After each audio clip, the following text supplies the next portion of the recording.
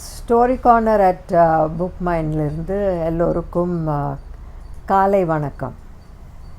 இன்றைக்கி நான் உங்களுக்கு படிக்க போகிற கதை திருவிளையாடலிருந்து மண் சுமந்த படலம் என்ற கதை. இது ரொம்ப ஒரு ஃபேமஸான கதை. ஸோ சினிமாலெல்லாம் வந்திருக்கு. ஸோ உங்களுக்கெல்லாம் நல்லா தெரிஞ்சிருக்கோன்னு நினைக்கிறேன். இதுக்கு முன்னாடி வரகுண பாண்டியன் சிவலோகம் கண்ட படலம் அப்படின்ற கதையை நாம் பார்த்தோம். ஸோ இன்றைக்கி மண் சுமந்த படலம் என்ற கதையை நான் உங்களுக்கு படிக்கப் போகிறேன். கடலில் அலைகளிடையே சுழலும் மரக்கலம் போன்ற வைகை நதியின் வெள்ளப்பரப்பில் மதுரை அகப்பட்டு வருந்துவதை அரிமர்த்தன பாண்டியன் அறிந்தான். அமைச்சர்களை அழைத்து, நீங்கள் வைகை நதிக்கரையை கட்டி பெருகி வரும் வெள்ளத்தின் வேகத்தை தனித்து வாருங்கள் என்றான். மந்திரிகள் நன்று என்று தொழுது சென்றனர். வெவ்வேறு குடிகளையும் குறிப்பிட்டு பெயர்களை எழுதி எல்லையிட்டு அளந்து கோடு கிழித்துவிட்டு நகர் முழுவதும் அவரவர் பங்கை அடைக்கவும் என்று பறை அறைவித்து அழைத்தனர். அப்பொழுது குடிகள் விட்ட கூலியாட்களை எல்லாம் ஓரிடத்தில் கூடும்படி செய்து அவரவர்க்கு அளந்து எல்லை குறிப்பிட்டபடி கரையடைக்கும் வேலையை செய்யுங்கள் என்று கூறி அவ்விடத்திற்கு அவரவரை செல்லுமாறு கூறினர். அப்பொழுது மண் வெட்டும் வேலையாட்களும் கூடைக்காரர்களும் மரங்களை சுமந்து வருகின்றவர்களும் நீரை பருக வரும் மேகம் போன்று வைகை ஆற்று கரையிலே வந்து சேர்ந்தார்கள். சிலர் கரை உடைந்த இடங்களில் மரங்களை நிறுத்துவார்கள். சிலர் வைக்கோல் முதலியவற்றை உருட்டி மரத்தின் கீழ் வைத்தனர். சிலர் மகிழ்ச்சியினால் ஆரவாரம் செய்து பறையடிப்பார்கள். சிலர் வைக்கோலின் அருகே தழைகளை விட்டு நிரப்பினர். சிலர் மண்ணை வெட்டி எடுத்து செல்பவரை வேகமாக செல்ல அதட்டினர். சிலர் விரைந்து மண்ணை கொட்டி கரையில் பரப்பினர். சிலர் மகிழ்வால் குரவை பாடலை பாடினர். சிலர் தாம் கட்டிய அணை உடைக்க நீர் வருவதைக் கண்டு வைகையை நோக்கி, அன்னையே, எங்கள் மேல் அளவற்ற கோபம் ஏனோ, இனி அமைதி கொள்க என்று வேண்டினர். பின்பு உடைப்பு அடங்க அதனை கண்டு மகிழ்ந்து கூத்தாடினர். 8 திசையிலும் கேட்குமாறு ஒளி ஒழுப்பி பறையடித்தனர். இவ்வாறு நகரில் உள்ள கூலியாட்கள் அனைவரும் வந்தனர். அப்பொழுது மதுரை நகரில் தென்கிழக்கு திக்கில் வந்தி என்றும் ஒருத்தி இருந்தாள். அவள் 1000 பிறை கண்டு தொழுதவள். கூனிய உடலை உடையவள், மூதாட்டியானவள். அவள் மறைப்பொருளை உணர்ந்த சிவனடியார்களை விட நிறைந்த பயனை அடைந்தவள். யாவர்க்கும் தாய் போல் ஆனவள். பிட்டு விற்று உண்ணும் தொழிலை உடையவள். தினமும் தான் செய்த பிட்டை சோமசுந்தர கடவுளை மனத்தால் நோக்கிய பின்தான் விற்பாள். இந்த வந்தி தனக்கு அளந்துவிடப்பட்ட பங்கினை அடைப்பதற்கு கூலியால் கிடைக்காததால் வருந்தினாள்.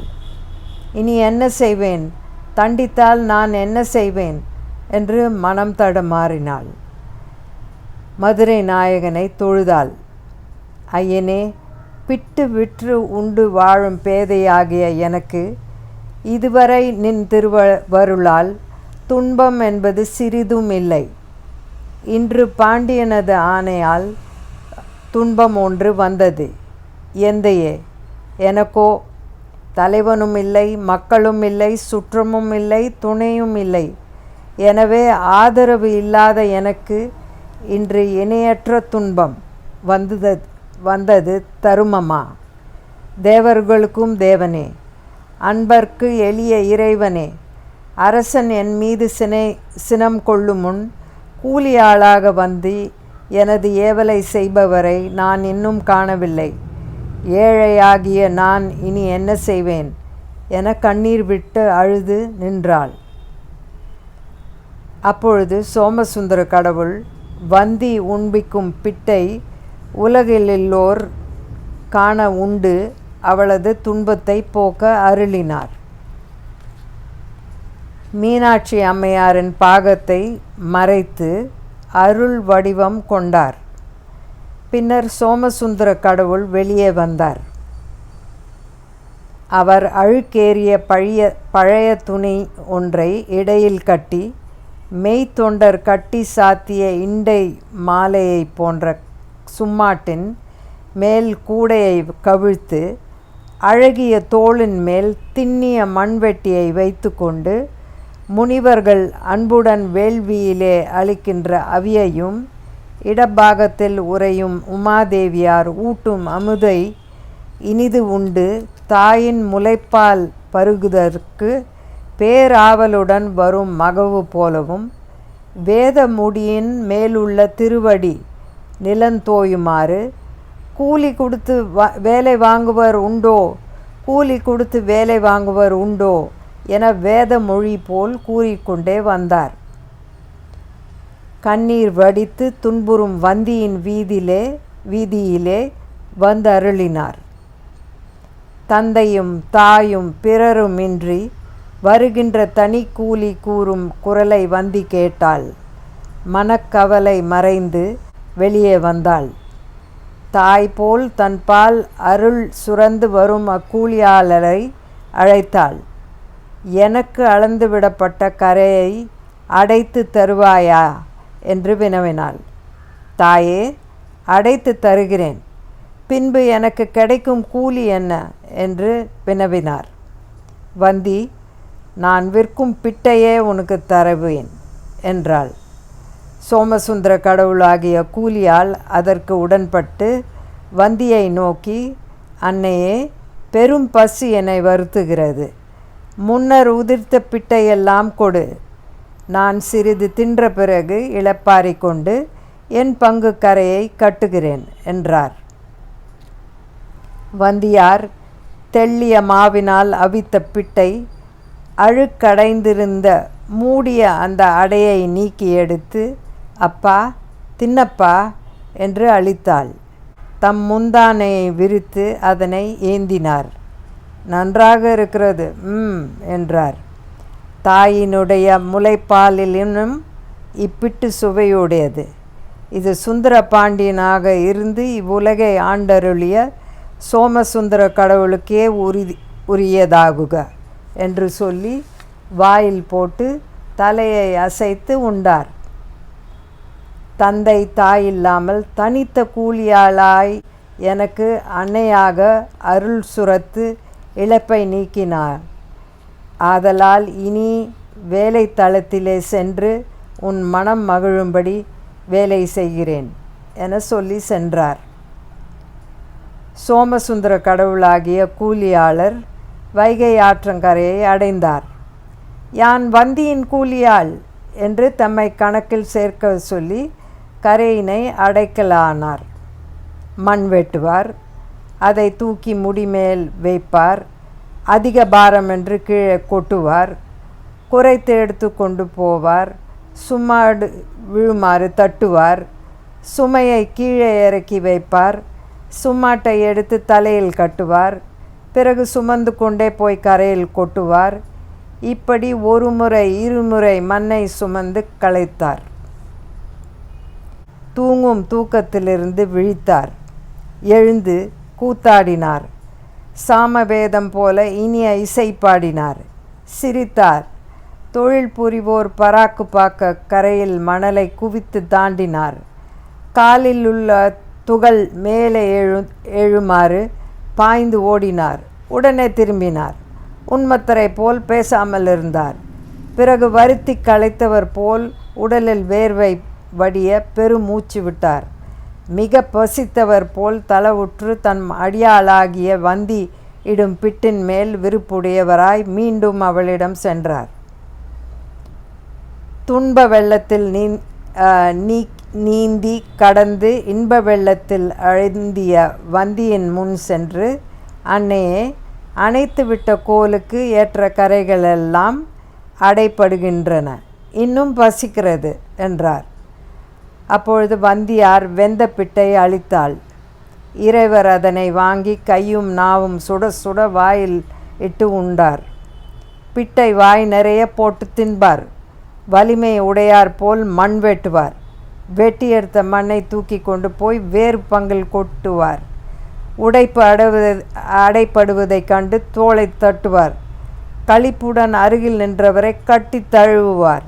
இவ்விதம் விளையாட்டுக்கள் பல புரிந்தார். எல்லா தொடர்பையையும் விட்டு உண்மை நிலையை உணர்ந்த யோகிகள் ஞான கண்ணாலன்றி அறிய முடியாத பரஞ்சுடராகிய சோமசுந்தர கடவுள் புவியில் உள்ளோர் ஊனக்கண்ணாலும் கண்டு களிக்க அவர்களுடன் தாமும் ஒருவராய் விளையாடினார்.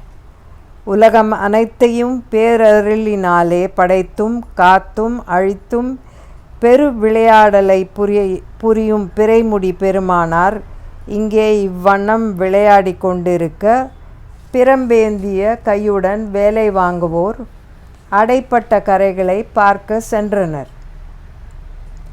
அப்பொழுது அடைப்பட்ட கரைகளெல்லாம் கணக்குப்படி சரி பார்த்து கொண்டே குறுக்கே வந்த ஏவலாளர்கள் வந்தியாருக்கு அளந்துவிட்ட பங்கு மாத்திரம் அடைப்படாதிருப்பதைக் கண்டு வெகுண்டனர். வந்திக்கு கூலியாளாய் வந்தவன் யார் என்று வினவி ஓடி எதிரில் நின்ற இறைவனாகிய கூலியாளரை கண்டு, என்னப்பா, பங்குகளெல்லாம் அடைப்பட்டன, நீ இன்னும் அடைக்காமல் சும்மா இருக்கின்றாயே, அதுக்கு என்ன காரணம் என்று வினவினர். அதற்கு அண்ணலார் இருமார்பு தோன்ற இருந்தார்.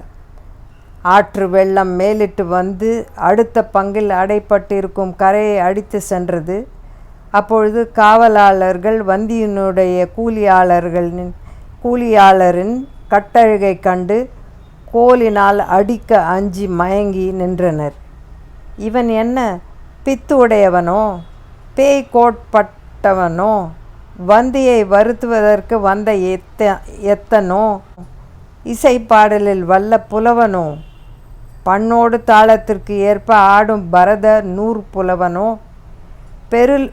பெறலருஞ் செல்வத்திலிருந்து பின் செல்வம் குன்றி வருந்திய மகனோ, புகழ்பெற வாழ்ந்து கெட்டவருள் இவன் யார் மகனோ, காமனும் விரும்பும் கட்டழகுடைய இவன் கூலியின் பொருட்டு ஆளாக வந்து வேலை செய்த காரணம் என்னவோ, தாயும் தந்தையும் அற்ற தனியனோ, இவன் இதற்கு முன் வேலை செய்ததில்லையோ, அதை இவன் மேனியே சொல்லுகிறது. வேலை தொடங்குவதற்கு முன்னரே கூலியும் வாங்கி கொண்டான். தானே இங்கே வந்து நான் வந்தியினால் என்று கணக்கிலும் பதிவு செய்யுமாறு கூறினான். வேலையும் செய்யாமல் இருக்கிறான். கல்லில் அடித்த முள் போல் சிறிதும் அசையாது நம்மையும் பொருட்படுத்தாமல் நிற்கின்றான். இச்செய்தியை நாம் அரசனுக்கு விண்ணப்பம் செய்வோம் என்று கருதி சென்றனர். கோளாளர் பாண்டியன் திருமுன்னே சென்று நின்று வணங்கினர். அரசே, நகர மக்கள் தங்களுக்கு அளந்து விடப்பட்ட பங்குகளையெல்லாம் ஒழுங்காக கரை போட்டு உறுதியாக கட்டிவிட்டனர். ஆனால் பிட்டு விற்கும் வந்தி இன்னும் அடைத்தாகவில்லை. கட்டழகு உடைய ஒருவன் வந்தியினால் என்று அங்கே வந்து கணக்கில் பதிவு செய்து கொண்டு ஆடியும் பாடியும் வேலை செய்யாமல் காலத்தை வீணே போக்குகின்றான். அவனுடைய பேரழகை கண்டு அஞ்சி அடிக்கவும் மனங்கொள்ளாமல் இங்கு வந்தோம் என்று கூறினார். பாண்டியன் அமைச்சர்களுடன் சென்றான். நாம் சென்று அடைக்கப்பட்ட கரைகளையெல்லாம் பார்ப்போம் என்று கூறினான். அடைக்கப்பட்ட கரைகளை அனைத்தையும் கண்டு மகிழ்ந்தான். பின்பு வந்தியின் பங்கு அடைப்பவரின்றி அடுத்த கரையையும் இடித்து வெள்ளம் பெருகி செல்வதை கண்டு கோபித்து, இக்கரையை அடைப்பவன் எங்கே சென்றான் என்று வினவினான்.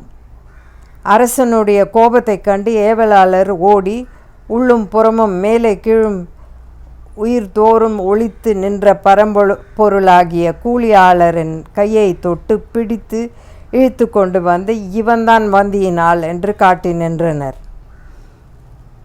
அரிமர்த்தன பாண்டியன் அவரை கண்டு சினந்தான். பொற்பிரம்பை கையிலே வாங்கி அண்டங்களையும் அளவிறந்த உயிர்களையும் தனது திருமேனியாக கொண்ட இறைவனது முதுகில் ஓங்கி அடித்தான்.